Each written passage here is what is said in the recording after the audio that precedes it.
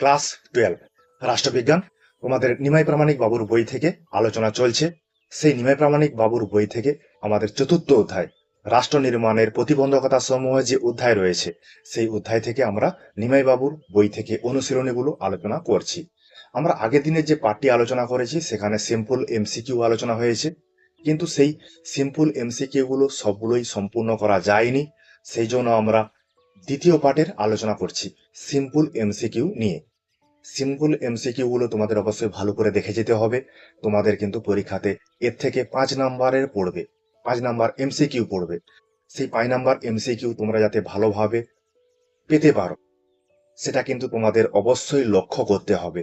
সেই জন্য কি করা হচ্ছে, নিমেবাবুর বই থেকে এমসিকিউ গুলো আলোচনা করে দেওয়া হচ্ছে, এবং অন্যান্য যে বইগুলো রয়েছে সেই বইগুলোর পিডিএফ তোমাদের এই নিমাইবাবুর বই আলোচনা হওয়ার পর একটা ছোট্ট ভিডিওর মাধ্যমে দিয়ে দেওয়া হবে। মানে একসঙ্গে তোমাদের সামনে প্রচুর প্রচুর এমসিকিউ উপস্থিত করে দেওয়া হবে, যাতে তোমরা ভালো নাম্বার পাও। ঠিক আছে, তাহলে আজকে আমাদের পার্ট 2 এর আলোচনা রাষ্ট্র নির্মাণের প্রতিবন্ধকতা সমূহ অধ্যায় এবং নিমাই প্রামাণিক বাবুর বই থেকে। ঠিক আছে, চলো আমরা দেখে নিই তাহলে এখানে কি রয়েছে। প্রথম কোয়েশ্চেন, মানে 54 দাগের কোয়েশ্চেন। 1956 খ্রিস্টাব্দের রাজ্য পুনর্গঠন আইনের অধীনে ভারতকে কটি রাজ্য ও কটি কেন্দ্রশাসিত অঞ্চলে বিভক্ত করা হয়েছিল? এর দাগের অপশন 14টি রাজ্য ও 6টি কেন্দ্রশাসিত অঞ্চলে বিভক্ত করা হয়েছিল। ভালো করে দেখে রাখবে, রাজ্য পুনর্গঠন আইন 1956 খ্রিস্টাব্দ। 55, 1956 খ্রিস্টাব্দে ভাষাগত পুনর্গঠনের পূর্বে অন্ধ্রপ্রদেশ রাজ্যটি কোন রাজ্যের অংশ ছিল? অপশন এ, মাদ্রাজ রাজ্যের অন্তর্ভুক্ত একটি রাজ্য ছিল 1956 সালের আগে। 56 দাগের কোয়েশ্চেন, ভাষাগত পুনর্গঠনের মূল উদ্দেশ্য ছিল? অপশন এ, সাংস্কৃতিক বৈচিত্র্য বজায় রাখা। অপশন বি, ভাষাভিত্তিক সমস্যার সমাধান করা। অপশন সি, রাজ্য প্রশাসনিক কার্যকলাপ সহজ করা। তাহলে দেখতেই পাচ্ছ অপশন ডি কিন্তু অ্যান্সার হবে, উপরিউক্ত সবগুলোই ঠিক, মানে অপশন এ বি সি তিনটেই কিন্তু ঠিক রয়েছে। 57 দাগের কোয়েশ্চেন, ভারত অন্তর্ভুক্তির প্রস্তাব কোন পরিকল্পনার অধীনে সম্পন্ন হয়েছিল? অপশন বি, মাউন্টব্যাটেন পরিকল্পনা। 58 দাগের কোয়েশ্চেন, কোন কমিশনের তত্ত্বাবধানে পাঞ্জাব ও বাংলা বিভক্ত হয়েছিল? র্যাডক্লিফ কমিশনের তত্ত্বাবধানে বাংলা পাঞ্জাব বিভক্ত হয়েছিল। পরের কোয়েশ্চেন, ভারত এবং পাকিস্তানের মধ্যে প্রথম সামরিক সংঘর্ষের কারণ কি ছিল? অপশন বি, জম্মু কাশ্মীর সমস্যা। এটাই তো মূল সমস্যা ভারত এবং পাকিস্তানের মধ্যে। 60 কোয়েশ্চেন, ভারতে শরণার্থী আগমনের সময় সবচেয়ে বড় চ্যালেঞ্জ কি ছিল? সবচেয়ে বড় চ্যালেঞ্জ, তাহলে দেখো, খাদ্য সরবরাহ করা, আশ্রয় প্রদান করা, পুনর্বাসন, এগুলো কিন্তু সবই ঠিক। সেই জন্য অপশন ডি এটার অ্যান্সার। 61 দাগের কোয়েশ্চেন, পূর্ব বাংলায় শরণার্থীদের জন্য কোন প্রকল্প গ্রহণ করা হয়েছিল? অপশন সি, দণ্ডকারণ্য প্রকল্প। 65 দাগের কোয়েশ্চেন, ভারতের শরণার্থী সংকট মোকাবিলায় প্রথম উদ্যোগ কার নেতৃত্বে নেওয়া হয়েছিল? Option B, Sardar Vallabhbhai Patel. 63 দাগের কোয়েশ্চেন, ভারতের সঙ্গে কাশ্মীর যুক্ত হয়েছিল কোন চুক্তির মাধ্যমে? Option C, instrument of accession. এই যে চুক্তিটা, এই চুক্তির মাধ্যমে কাশ্মীর ভারতের অন্তর্ভুক্ত হয়েছিল। সর্দার বল্লভভাই প্যাটেল কোন দেশীয় রাজ্যকে শক্তি প্রয়োগ করে ভারতের সঙ্গে সংযুক্ত করেছিলেন? Option A, Hyderabad. 65 দাগের কোয়েশ্চেন, ভাষাভিত্তিক রাজ্য পুনর্গঠনের জন্য কোন আন্দোলন সবচেয়ে গুরুত্বপূর্ণ ছিল? ভাষাভিত্তিক, দেখো, ভাষাভিত্তিক পুনর্গঠন কোন আন্দোলন?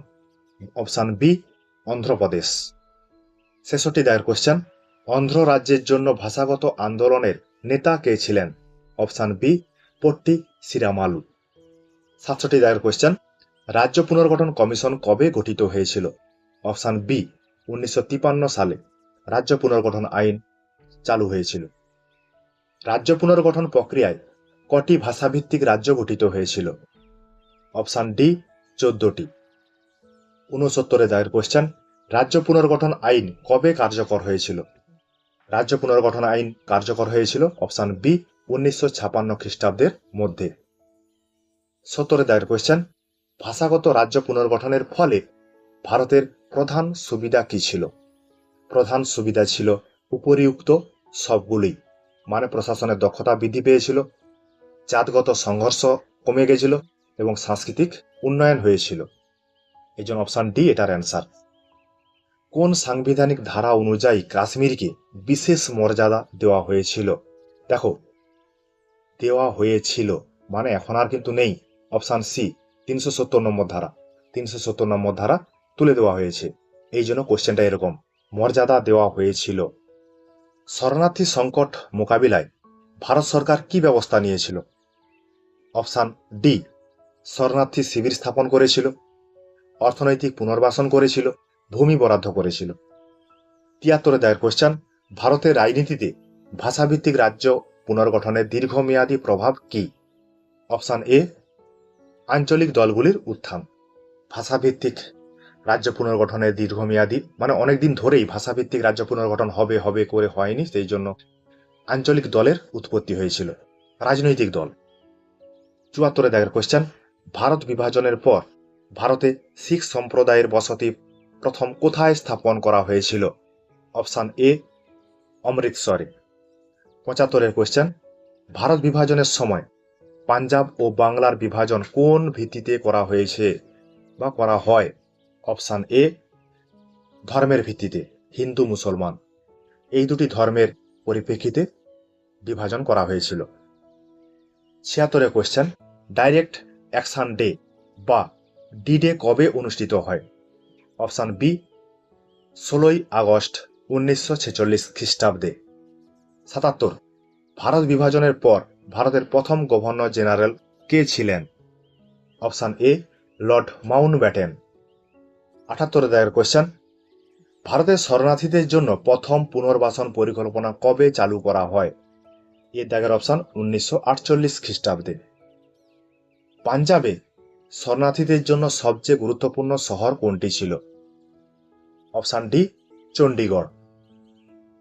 কাশ্মীরের মহারাজা হরি সিং আক্রমণ দমন করতে ব্যর্থ হওয়ার পর ভারতের কাছে কি সাহায্য চেয়েছিলেন? ভারতের কাছে সামরিক সহায়তা চেয়েছিলেন। Option B. ভারতের কোন রাজ্যকে ট্রুসিয়াল স্টেট বলা হয়? অপশন সি ত্রিবাঙ্কুকে। ভারতীয় ইউনিয়নে দেশীয় রাজ্যগুলিকে অন্তর্ভুক্ত করার মূল নীতি কি ছিল? উপরিউক্ত সবগুলোই, দেশভাগের প্রভাব কমানো, সংহতি বজায় রাখা, অর্থনৈতিক স্থিতিশীলতা, মানে অপশন ডি এটার অ্যান্সার। জুনাগড় রাজ্য কবে ভারতের অংশ হয়? জুনাগড় রাজ্য 1948 খ্রিস্টাব্দে ভারতের অংশ হয়েছিল। Option B. সর্দার বল্লভভাই প্যাটেলকে কোন উপাধি দেওয়া হয়েছিল? উপরোক্ত সবগুলোই, ভারতের নির্মাতা, লৌহ মানব, সংযুক্তিকরণের রূপকার, এই সমস্ত উপাধিগুলো দেওয়া হয়েছিল, সেই জন্য অপশন ডি এটার অ্যান্সার। 85 ভাষাভিত্তিক রাজ্য পুনর্গঠনের জন্য কোন অঞ্চলের আন্দোলন সবচেয়ে শক্তিশালী ছিল? অপশন এ দক্ষিণ ভারত, কারণ দক্ষিণ ভারতে বহু ভাষা রয়েছে। 86 দাগের কোশ্চেন, কেরালা রাজ্য গঠিত হয়েছিল কোন রাজ্যগুলিকে একত্রিত করে? কেরালা রাজ্য গঠিত হয়েছিল অপশন এ মালাবার, কোচিন ও ত্রিবাঙ্কুকে নিয়ে। অন্ধ্রপ্রদেশে আন্দোলনের ক্ষোভ প্রশমনের উদ্দেশ্যে গঠিত 3 সদস্য বিশিষ্ট কমিটির নাম কি ছিল? Option A JVP committee. 88 দাগের question, the Indian state was born into a Whirlpool of contradiction. এই মন্তব্যটি রাজনৈতিক বিশেষজ্ঞ ভবানী সেনগুপ্ত কোন ঘটনার পরিপ্রেক্ষিতে বলেছিলেন? অপশন বি পাঞ্জাব ও বাংলার নৃশংস ভ্রাতৃত্বঘাতী হত্যার পরিপ্রেক্ষিতে বলেছিলেন। তাহলে কে বলেছিলেন? ভবানী সেনগুপ্ত। তাহলে এই উক্তিটি কিন্তু ভবানী সেনগুপ্তের। 89 দাগের কোশ্চেন, 89 জাতিপুঞ্জের ষষ্ঠ অধ্যায়ে কত নম্বর ধারা অনুযায়ী নিরাপত্তা পরিষদ জম্মু কাশ্মীরের পাকিস্তানি আক্রমণের বিরুদ্ধে অভিযোগ জানায়? অপশন সি 35 নম্বর ধারা অনুসারে। 90 কর্ণাটক রাজ্যের পূর্ব নাম কি ছিল? Option A Mysore. 91 দাগের কোশ্চেন, ভাষাগত রাজ্য পুনর্গঠনের ফলে ভারতের আঞ্চলিক রাজনীতিতে কি প্রভাব পড়েছিল? অপশান এ, আঞ্চলিক দলগুলি শক্তি বৃদ্ধি হয়েছিল। এটা কিন্তু আগে একটা কোশ্চেন করেছি, এইরকম একটি কোশ্চেন। 92 দায়ের কোশ্চেন, 1948 খ্রিস্টাব্দে কার নেতৃত্বে ভাষাভিত্তিক প্রদেশ কমিশন গঠন করা হয়েছিল? অপশান ডি, বিচারপতি এস কে দর বা ধর। অনেক বইয়ে ধর লেখা আছে, অনেক বইয়ে দর লেখা আছে। 93, ভাষাভিত্তিক রাজ্য পুনর্গঠন আইন পাস হয়। ভাষাভিত্তিক রাজ্য পুনর্গঠন আইন পাস হয় 1956 খ্রিস্টাব্দে। বর্তমানে ভারতের রাজ্যের সংখ্যা কয়টি? Option B, 28টি। 95 দায়ের কোশ্চেন, ভারতীয় সেনাবাহিনী কর্তৃক পাক হানাদারদের বিতাড়িত করে কাশ্মীরের প্রায় 2/3 অঞ্চল পুনরুদ্ধারের অপারেশন যে নামে পরিচিত তা হল? Option A, operation DUCK। পরে চলে আসি 96 দাগের কোশ্চেন, কোন দিন এনডিএ সরকার রাজ্যসভায় জম্মু ও কাশ্মীর পুনর্গঠন বিল 2019 পাস করেছিল? Option D, 9 August. সালটা কিন্তু মনে রাখবে, 2019। এই জম্মু কাশ্মীর পুনর্গঠন বিল যেটা বলা হয়েছে সেটা হচ্ছে 370 নম্বর ধারাকে তুলে দেওয়া হয়েছিল, মানে বাদ দেওয়া হয়েছিল ভারতীয় সংবিধান থেকে 2019-এর 9 আগস্ট। 97 দায়ের কোশ্চেন, নিম্নলিখিত কোন রাজ্যটি ছিল বৃহত্তম দেশীয় রাজ্য? এটার অপশান, কাশ্মীর অঞ্চলের জনসংখ্যার সংখ্যাগরিষ্ঠ অংশ কোন ধর্মাবলম্বী, মানে কোন ধর্মের মানুষ ছিল? অপশান বি, মুসলিম। 99, কে পশ্চিম পাকিস্তানের আধিপত্যের বিরুদ্ধে সংগ্রাম চালিয়েছিলেন? Option B, Sheikh Mujibur Rahman. পশ্চিম পাকিস্তানের আধিপত্যের বিরুদ্ধে, মানে মুজিবুর রহমান ছিলেন পূর্ব পাকিস্তানের লোক, মানে বর্তমানে যেটা বাংলাদেশ বলা হয়। এই জন্য মুজিবুর রহমানকে বাংলাদেশের বন্ধু বলা হয়। 100 দাগের কোশ্চেন, স্বাধীনতার পরে জম্মু ও কাশ্মীরের শাসক কে ছিলেন? জম্মু ও কাশ্মীরের শাসক ছিলেন অপশান ডি, মহারাজা হরি সিং। 101, দেশীয় রাজ্য হায়দ্রাবাদ ভারতের অন্তর্ভুক্ত হয়েছিল কবে? সেপ্টেম্বর মাসের 1948 সালে। 102, সংবিধানের কোন ধারা অনুসারে জম্মু কাশ্মীরকে বিশেষ মর্যাদা দেওয়া হয়েছিল? এই কোশ্চেনটা কিন্তু আবার পুনরাবৃত্ত হয়েছে, মানে ঘুরে এসেছে। অপশান ডি, 370 নম্বর অনুচ্ছেদ বা ধারা। 103, হরিয়ানা ও হিমাচল প্রদেশ পৃথক হয়েছিল? অপশান এ, পাঞ্জাব থেকে। 104, 1972 সালে মেঘালয় পৃথক করা হয় বা পৃথক হয় কোথা থেকে? আসাম রাজ্য থেকে পৃথক করা হয়েছিল। কত সালে? 1972 সালে। ঠিক আছে, এইভাবে আমরা সাধারণ যে MCQ সেগুলো শেষ করলাম দুটো পার্টের মধ্য দিয়ে। পরের দিন আমরা কি করব? পরের দিন এখানে যে ফিল ইন দ্য ব্ল্যাঙ্কস রয়েছে সেটা পার্ট 3-র জন্য আলোচনা করা হবে। পার্ট 3-র জন্য আলোচনা করা হবে। এই কোশ্চেনগুলো অবশ্যই ভালো করে দেখে যাবে। এই কোশ্চেনগুলো কিন্তু খুবই ইম্পর্টেন্ট কোশ্চেন। ঠিক আছে, তোমরা দেখবে, পড়বে, বন্ধু বান্ধবদের সঙ্গে আলোচনাগুলো শেয়ার করবে। যেটা বললাম, এই কোশ্চেনগুলো কিন্তু খুব ইম্পর্টেন্ট কোশ্চেন, সেই জন্য অনুশীলনীগুলো আলোচনা করে দেওয়া হচ্ছে।